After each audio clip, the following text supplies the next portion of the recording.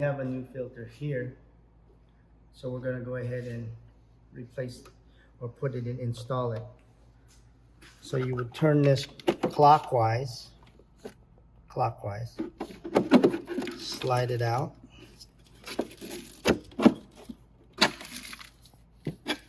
then you would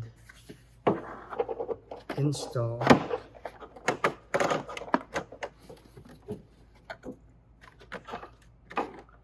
the new filter into place, slide it into the opening like so, and then you would insert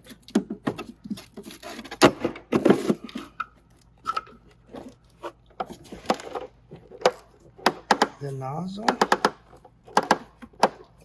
and turn it clockwise, counterclockwise,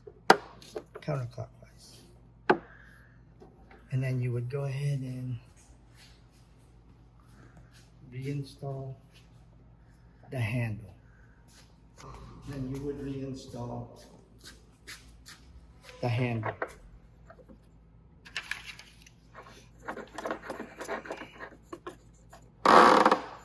Okay, that's filter replacement.